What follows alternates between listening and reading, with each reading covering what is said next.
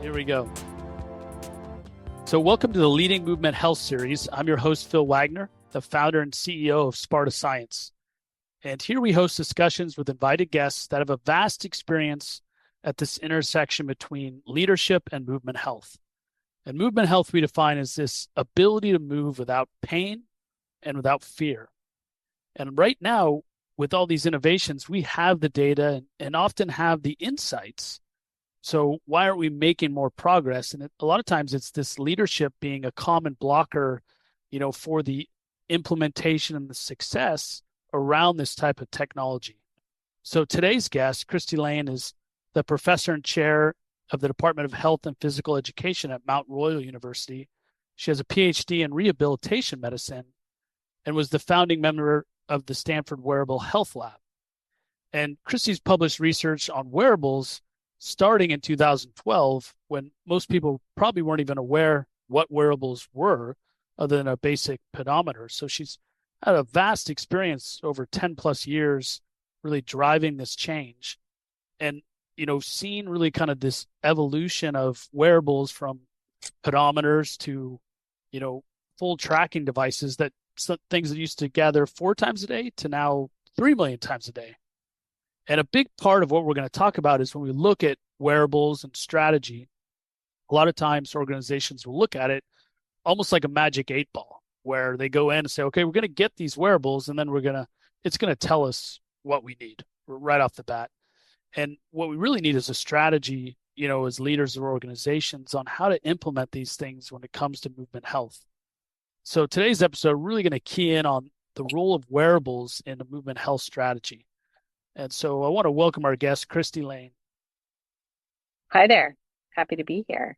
Yeah, Christy, I'm super excited about this. It's a big topic that I think when we talk about health technology, wearables might be the biggest example that comes to mind for people. And so, talk a little bit about, the importance of wearables when we look at movement health.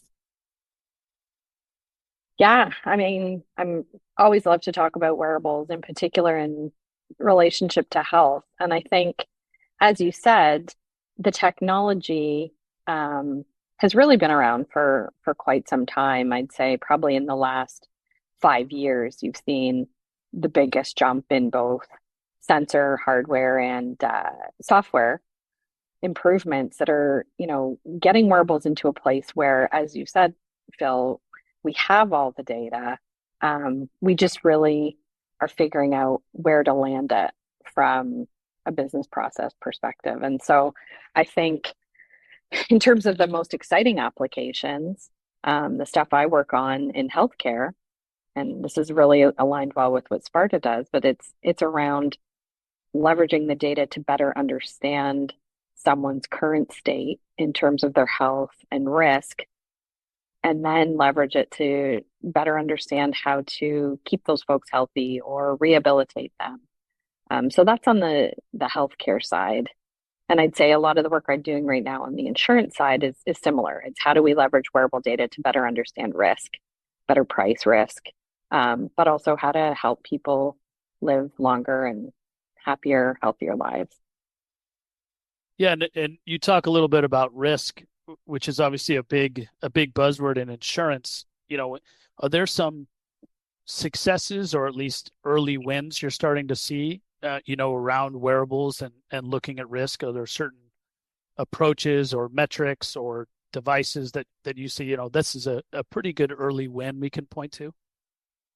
Yeah, I'd say there are a couple in the life insurance industry, which is where most of my experience has been, both on the engagement side, the engagement and wellness side. That's probably the most, fully implemented strategy, if you will, where insurers are using wearables as part of an engagement and wellness strategy. They're also using it to incentivize policyholders. The best example of that would be the Vitality program.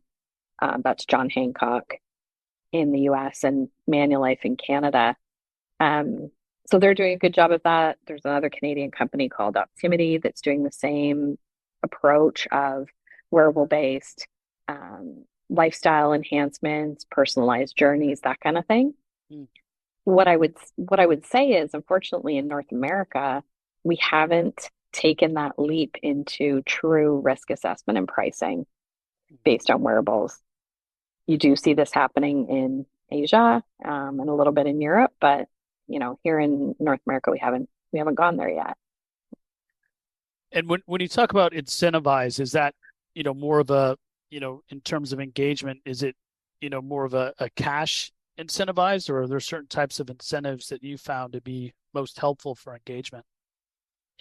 Yeah, I think from the wearable perspective, there are programs that actually incentivize people to participate in the program by offering them a free wearable device, Mm. like an Apple Watch.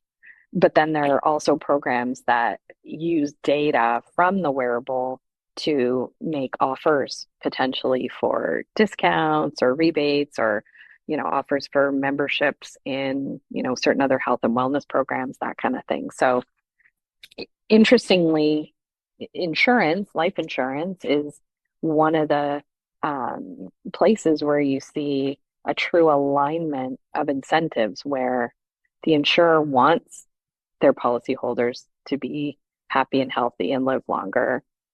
So does the individual, and the financial incentives are aligned as well. Yeah, and that's so crucial, right? And oftentimes not always easy in healthcare to find those aligned incentives on both sides or on multiple parties. And kind of speaking to that, what are some of the challenges, and particularly it might be where are things more misaligned, that in this health space where we've either seen overcoming of these challenges or some promising ways to start overcoming some of those challenges, which may or may not be that misalignment. Yeah, it's a great question, and I think um, maybe even 5 years ago, some of the challenges would have been technical. Mm. So it would have been the sensors aren't quite there yet, the software and firmware and the devices, it's not accurate enough. We don't trust the data from that perspective. I think that's no longer an issue. We've seen wearable device data highly valid and reliable at scale. And same with the platform technical capabilities needed to gather and disperse wearable data. So it's not the technical piece. It's really the decision makers. It's a business decision around are you going to, and whether this is healthcare, whether this is insurance, pharma, it's really around having, back to your point about leadership, someone in a leadership role that has a vision, wants to do the change management within their organization to implement something so new because it's truly unlikely that you're going to see tangible financial outcomes for years to come. So it's a long game type thing, and we just haven't seen folks really willing to take that leap. Right, right. Yeah, and so yeah, the decision maker ultimately has to be, fully committed, right? Because it's not going to be a short term win. Are there ways you've seen to help, you know, motivate or help the decision makers realize, and really buy in Yeah, and commit? I mean, I've been trying for Yeah, for quite some for quite some time. I mean, for sure. I think yes, but it's you also think about these industries, Mm. healthcare and insurance, where the folks that are going to have to be boots on the ground implementing these programs and really changing their day-to-day workflows aren't necessarily that excited about it, right?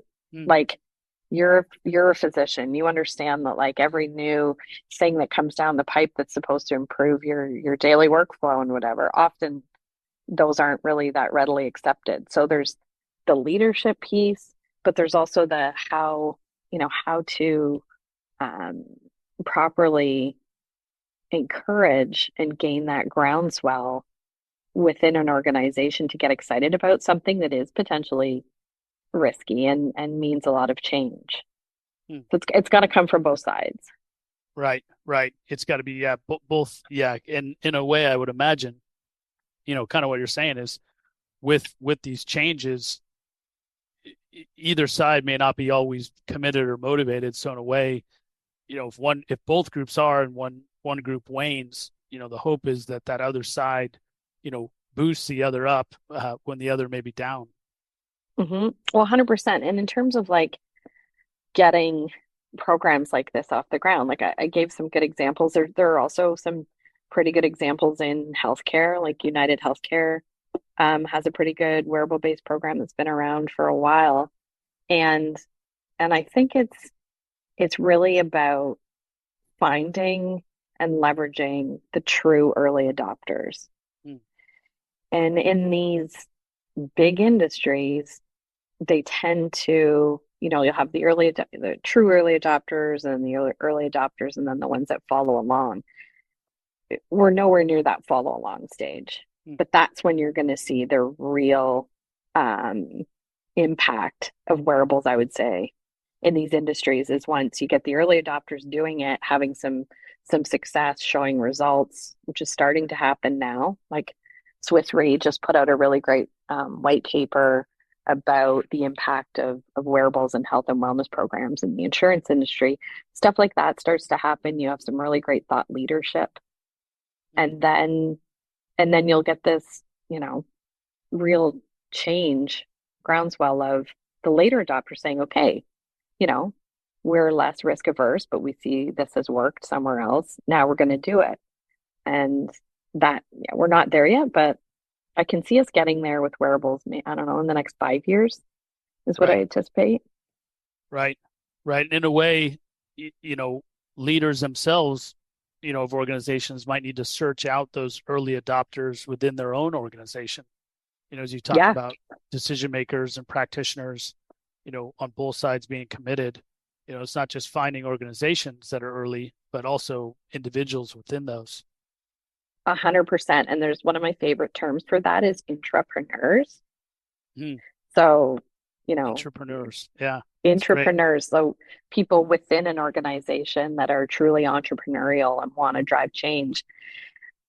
Unfortunately, I know a lot of entrepreneurs who have worked within big organizations, and you just see them trying to drive change, and often they just burn out because they're fighting against, you know, just the way the system is set up in some of these organizations that they get really excited, they get other people excited, and then it just doesn't get off the ground. And you can only do that so many times before you Right. start to lose energy, right?